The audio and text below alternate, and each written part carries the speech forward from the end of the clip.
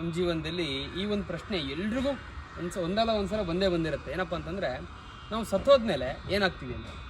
ಇನ್ನು ಭೂತ ಆಗ್ತೀವ, ಪ್ರೇತ ಆಗ್ತೀವ, ಅಥವಾ ಮುಂದಿನ ಜನ್ಮಕ್ಕೆ ಹೋಗ್ತೀವ, ಏನಾಗತ್ತೆ ಅಂತ ಗೊತ್ತೇ ಇಲ್ಲ ಅಂತ. ಅದ್ರ ಬಗ್ಗೆನೇ ಇವತ್ತಿನ ಕಗ್ಗ ಏನಂತ ನೋಡೋಣ.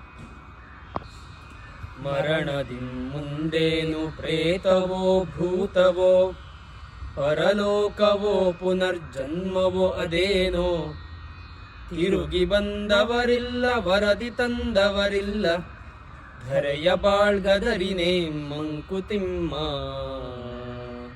ಜೀವನದಲ್ಲಿ ಸುಮಾರು ಸಲ ಒಂದಿಷ್ಟು ಅನಾವಶ್ಯಕ ಪ್ರಶ್ನೆಗಳನ್ನು ನಾವು ತಲೆಯಲ್ಲಿ ಹಾಕ್ಕೊಂಡು ಚಿಂತೆ ಮಾಡ್ತಾ ಇರ್ತೀವಿ. ಅದು ನಮ್ಮ ಜೀವನದ ನೆಮ್ಮದಿಯನ್ನು ಹಾಳು ಮಾಡುತ್ತೆ ಅಂತ.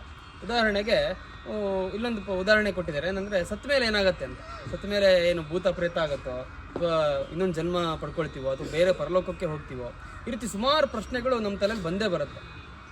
ನಮ್ಮಲ್ಲೊಂದು ನಂಬಿಕೆ ಇದೆ. ಏನಪ್ಪ ಅಂತಂದರೆ, ಈ ಜೀವ ಮರಣ ಹೊಂದಿದ ನಂತರ ನಮ್ಮಲ್ಲಿ ಒಂದು ಆತ್ಮ ಅಂತಿರುತ್ತೆ. ಆ ಆತ್ಮಕ್ಕೆ ಅನಾದಿ ಅನಂತ, ಅದಕ್ಕೆ ಯಾವತ್ತೂ ಸಾವಿಲ್ಲ. ಅದು ಇನ್ನೊಂದು ಜನ್ಮವನ್ನು ಪಡ್ಕೊಳ್ಳುತ್ತೆ, ಇನ್ನೊಂದು ಜೀವಕ್ಕೆ ಹೋಗುತ್ತೆ. ಈ ರೀತಿ ಒಂದು ನಂಬಿಕೆ ಅಂತೂ ನಮ್ಮ ಹತ್ರ ಇದೆ.